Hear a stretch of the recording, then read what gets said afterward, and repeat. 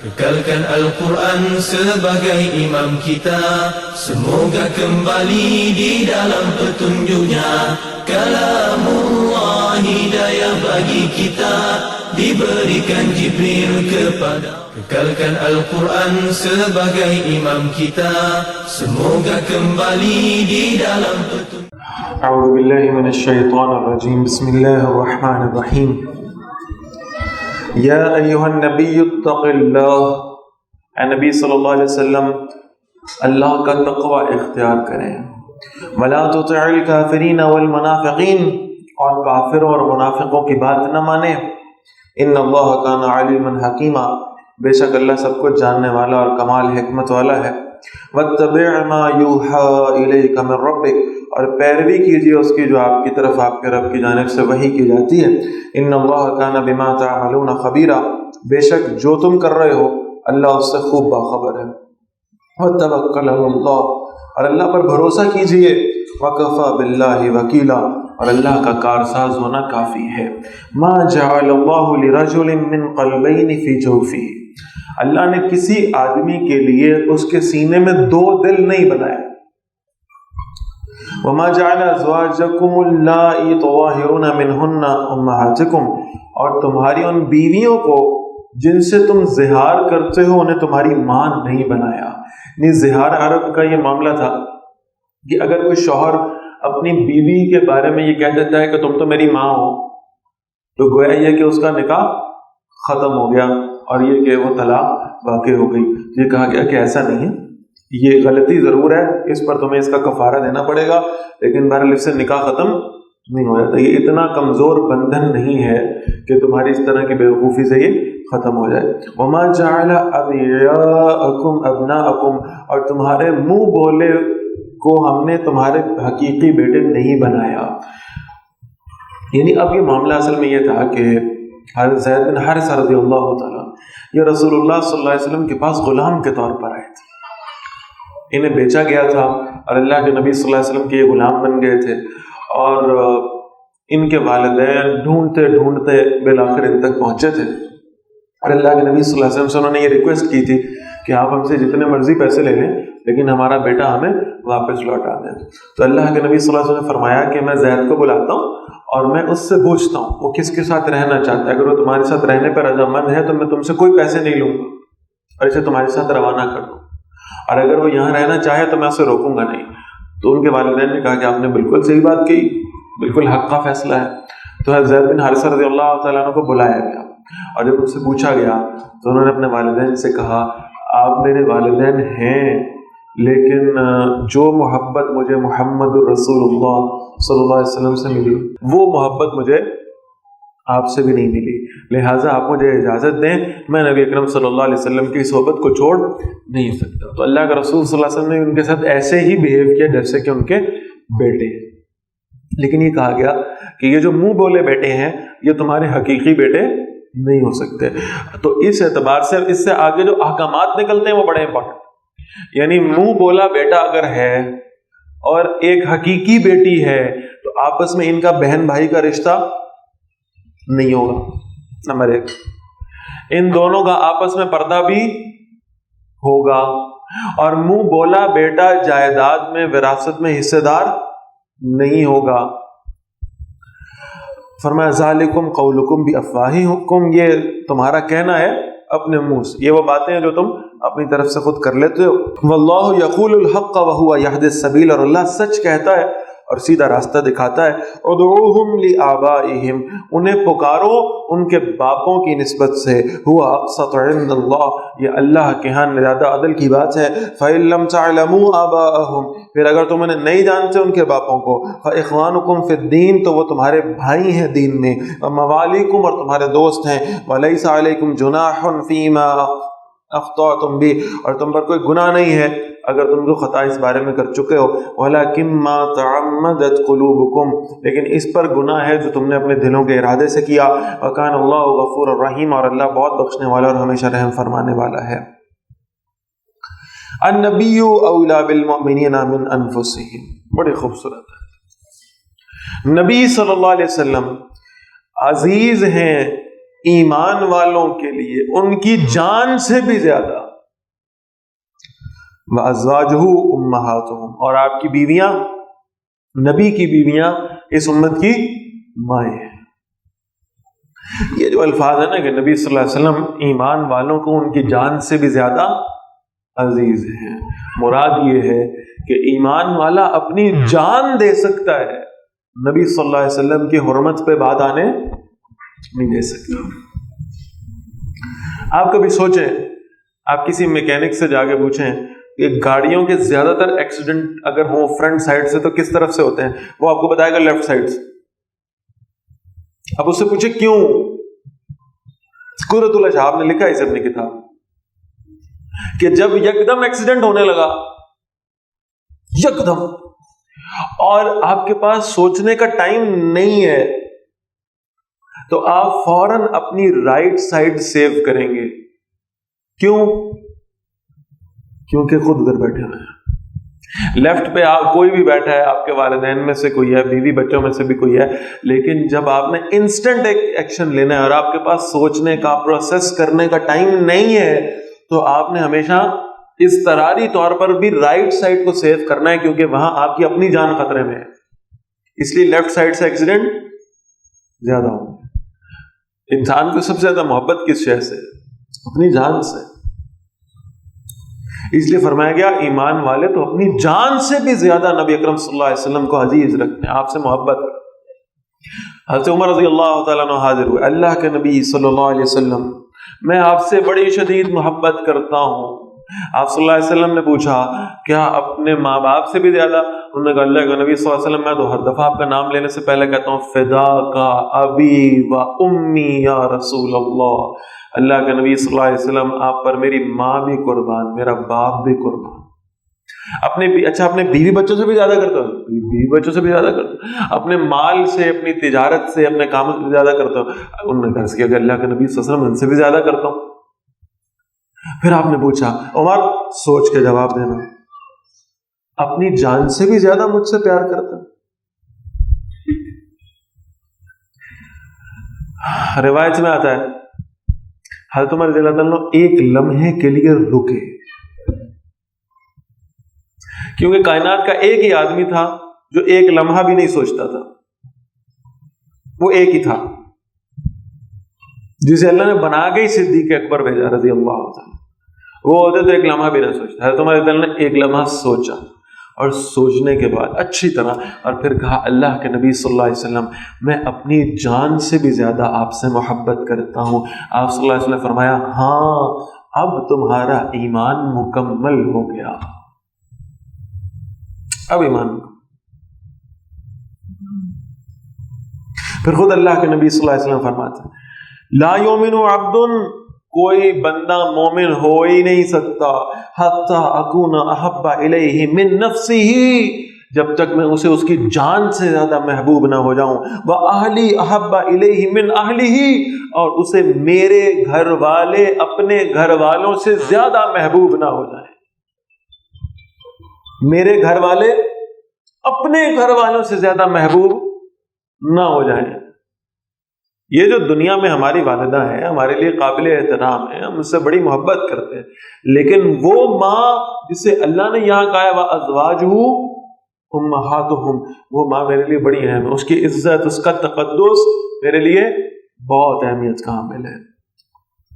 تو فرمایا وَأَهْلِي أَحَبَّ إِلَيْهِ مِنْ أَهْلِهِ، اور میرے گھر والے اسے اپنے گھر والوں سے زیادہ محبوب نہ ہو جائیں، وَذَاتِي أَحَبَّ إِلَيْهِ مِنْ ذَاتِهِ، اور میری ذات اسے اپنی ذات سے زیادہ محبوب ہو جائے، اس وقت تک وہ مومن ہو ہی نہیں سکتا۔ نہ جب تک کٹ مروں میں کھا جائے بطحا کی عزت پر، خدا شاہد ہے کامل میرا ایمان ہو نہیں سکتا، جب تک میں اللہ کا نبی صلی اللہ علیہ وسلم کی عزت کو اپنی عزت پر مقدم نہ رکھ لوں میرا ایمان مکمل نہیں ہو سکتا۔ اور واقعی اللہ نے ایسی محبت نبی اکرم صلی اللہ علیہ وسلم کی ایمان والوں کے دلوں میں رکھی، کوئی مجھے گالی دے گا تو ہو سکتا ہے میں صبر کر کے برداشت کر لوں، میرے باپ کو گالی دے تو میں برداشت کر لوں، لیکن اگر کسی نے خدا نہ خواستہ اللہ کے نبی صلی اللہ علیہ وسلم کی ذات پر ایک حرف بھی اپنی زبان سے نکالنے کی کوشش کی تو یا وہ نہیں یا میں نہیں۔ بڑا معروف واقعہ. ختم نبوت تحریک کے اندر ایک صاحب ہوا کرتے تھے, مستری برکت علی ان کا نام تھا. مستری تھے, لکڑی کا کام کرتے تھے. ختم نبوت کی تحریک میں کا ایک حصہ تھے, عالم بھی تھے. تو ایک ختم نبوت کا منکر ان کے پاس آ گیا, کہنے لگا آپ کیا یہ ایک نیا مسئلہ کریٹ کر رہے ہیں, آپ کو پتہ ہی نہیں ہے ہم جس کو نبی مانتے ہیں وہ کیسا اعلیٰ ہے, کیا اس کے صفات ہیں, کیا اس کے خصائل ہیں. اس پہ دلیلیں دینا شروع کر دیں. وہ مصری برکت علی خاموش, بوڑھا آدمی, بوڑھا اور ترخان, سنتا رہا. یکدم پتہ نہیں اس کے جسم میں کہاں سے بجلی بھری. اس نے اس آدمی کو نیچے لٹایا, دھکا دے کے نیچے پھینکا, اس کے سینے پہ سوار ہوا, اپنی آری لا کر آری اس کے گلے میں رکھی اور کہا کہ مرزا جھوٹا ہے, لعنتی ہے, کذاب ہے, کہ ورنہ میں ابھی اس آری سے نا تیرا گلا کاٹ دوں گا. اب ایک دم تجھے تو سمجھ نہیں ہوا کہ بابے کو کیا ہوا, ایک دم اس کے اندر اتنی جان کہاں سے آ گئی, اسے سمجھ نہیں آئی. تو وہ موت کے خوف سے ہزیان میں اس نے گالیاں بکنی شروع کر دی. اس کے بعد وہ مستری برکت علی اس کے سینے سے اترا, پھر اپنی آری اس کے ہاتھ میں دی اور کہتا ہے میں تجھے بتاؤں نبی کون ہوتا ہے, اب تو میرے پاؤں کے انگوٹھے سے شروع کر اور ایک ایک میرے جسم کی بوٹی کو کاٹتا ہوا میرے گلے تک پہنچ جا. میری زبان سے اگر میرے نبی کے خلاف کوئی بات نکل گئی تو کہنا. تو میرے جسم کے حصے کاٹتا جائے گا, میں اپنے نبی کی عظمتیں بیان کرتا جاؤں. یہ ہوتا نبی, یہ ہے اس کی نبوت, یہ ہے اس کی محبت, اس نبی کی محبت جو اللہ نے اس امت کے دل میں رکھی ہے. تو جب تک رسول اللہ صلی اللہ علیہ وسلم کی محبت دنیا کی ہر شے سے زیادہ نہ ہو جائے تب تک ایمان کامل نہیں ہو سکتا. وَأَزْوَاجُهُ أُمَّهَاتُهُمْ, اور آپ کی جو ازواج ہیں اللہ کے نبی صلی اللہ علیہ وسلم کی بیویاں, وہ ہماری مائیں ہیں. وَأُولُو الْأَرْحَامِ بَعْضُهُمْ أَوْلَىٰ بِبَعْضٍ فِي الْكِتَابِ, اور رشتہ دار ایک دوسرے کی میراث کے زیادہ حقدار ہیں اللہ کی شریعت میں. من المؤمنین والمہاجرین, دوسرے مومنین اور مہاجرین سے. إِلَّا أَن تَفْعَلُوا إِلَىٰ أَوْلِيَائِكُمْ مَعْرُوفًا, مگر یہ کہ تم اپنے دوستوں سے کوئی بھلائی کرو.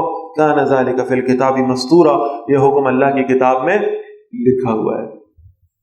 وَإِذَا أَخَذْنَا مِنَ النَّبِيِّينَ مِيثَاقَهُمْ, اور جب ہم نے نبیوں سے ان کا عہد لیا.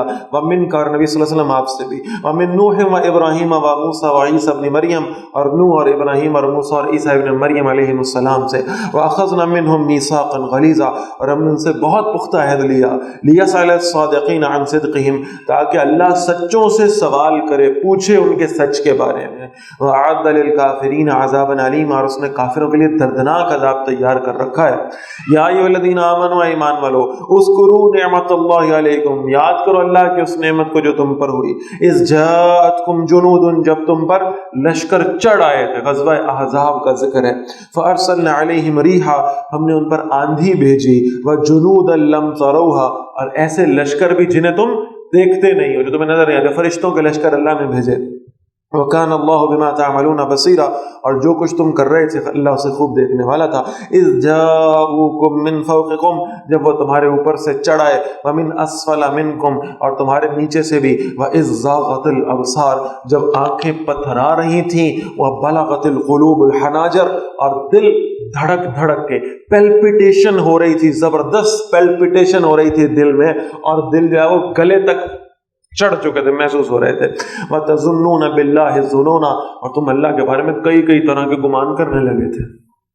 هُنَالِكَ ابْتُلِيَ الْمُؤْمِنُونَ, اس موقع پر ایمان والے آزما لیے گئے. وَزُلْزِلُوا زِلْزَالًا شَدِيدًا, اور بڑی شدت کے ساتھ ہلا کے مار دیے, ہلا مارے گئے. ہر طرف سے کفار نے یہ الغار کیا غزوہ احزاب کے موقع, اور پورے مدینہ کو گھیر لیا.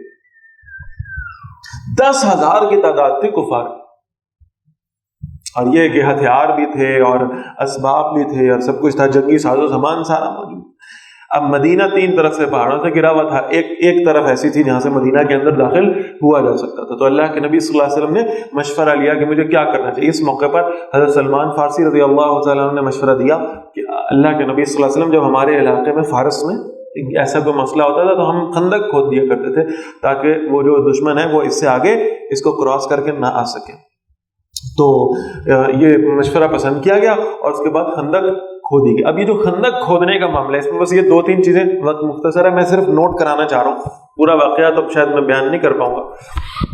2-3 چیزیں بڑی امپورٹنٹ ہیں، ان کو نوٹ کریں. پہلی بات، مشورہ دینے والے سلمان فارسی رضی اللہ عنہ، فارس سے تعلق ہے جو آج کے دور میں ایران ہے، وہاں سے آئے تھے اور انہوں نے اسلام قبول کیا.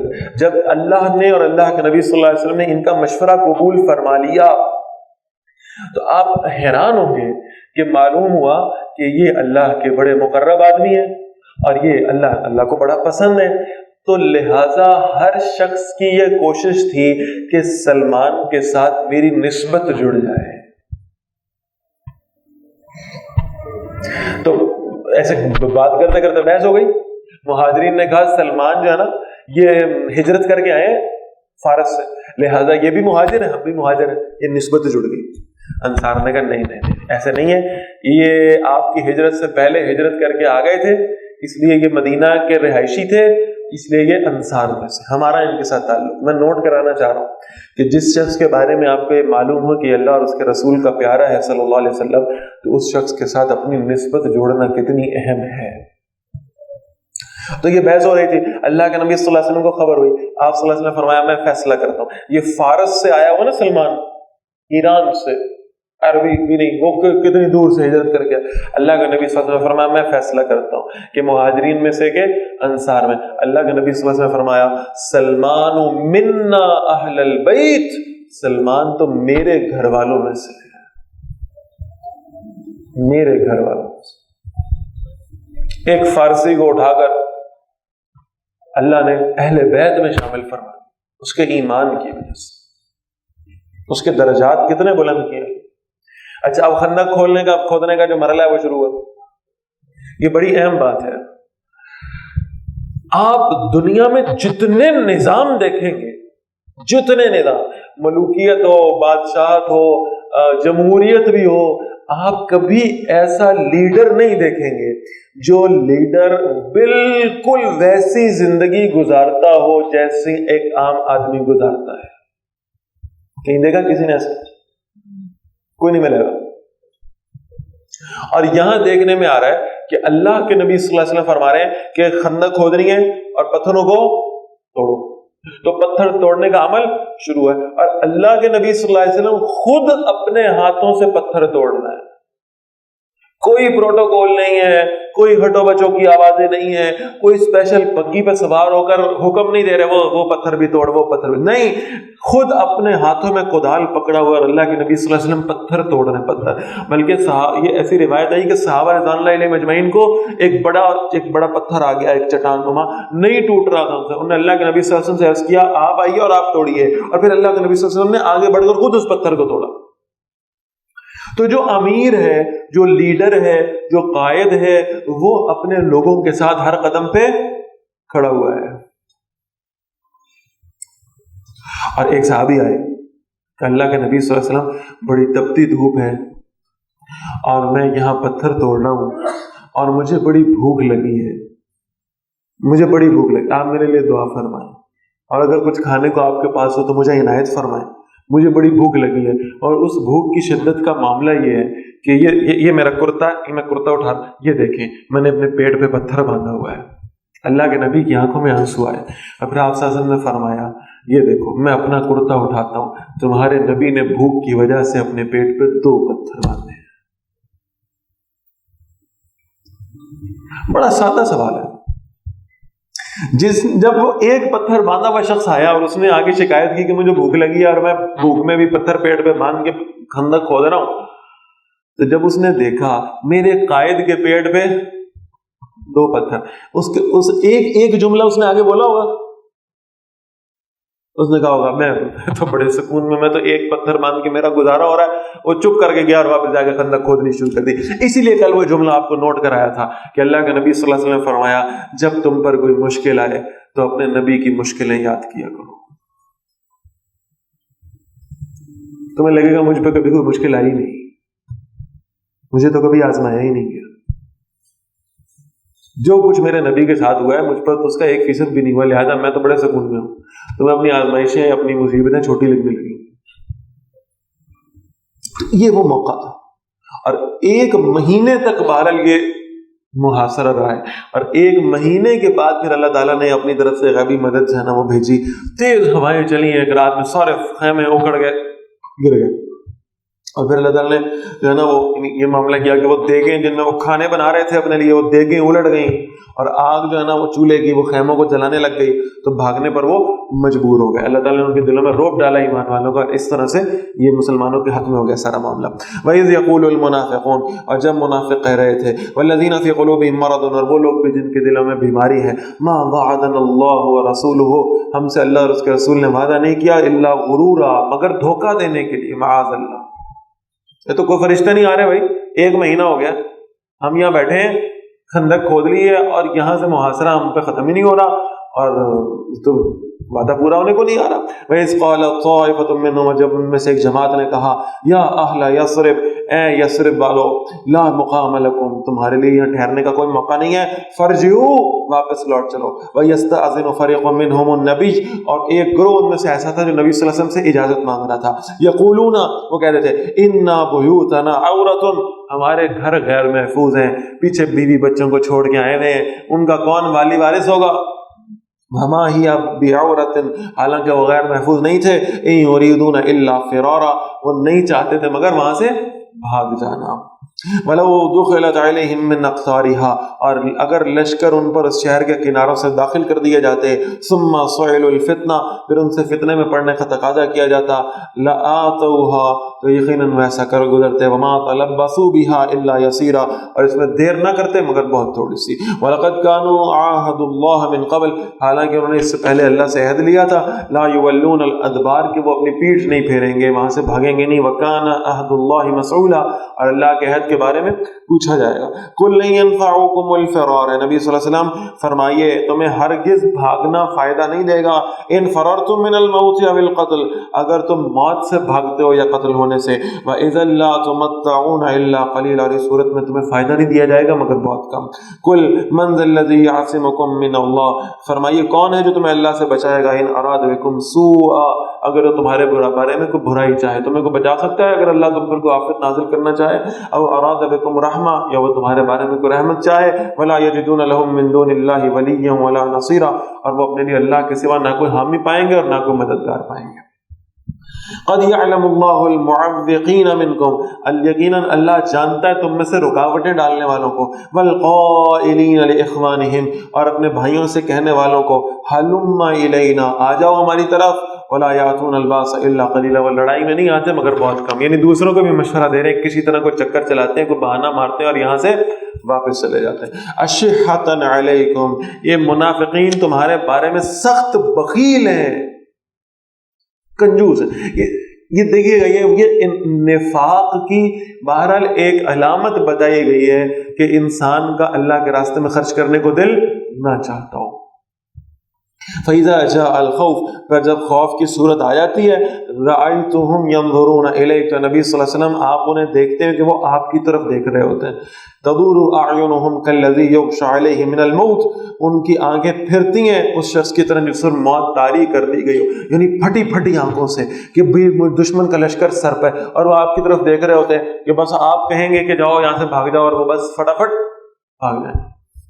فَإِذَا ذَهَبَ الْخَوْفُ، پھر جب خوف کی حالت چلی جاتی ہے، سلقوکم، وہ تمہیں تکلیف دیتے ہیں، بِأَلْسِنَةٍ حِدَادٍ، تیز زبانوں کے ساتھ، فوراً کہتے ہیں کہ بھئی اب اچھے رہے آپ، شکر کریں بچ گئے ہیں، ورنہ آپ نے تو کوئی کسر نہیں چھوڑی تھی ہمیں مروانے میں۔ اشحۃ علی الخیر، مال پر ٹوٹ پڑتے ہیں. اولئک لم یؤمنوا، یہ لوگ ایمان نہیں لائے. فاحبط اللہ اعمالهم، اللہ نے ان کے اعمال ضائع کر دیے.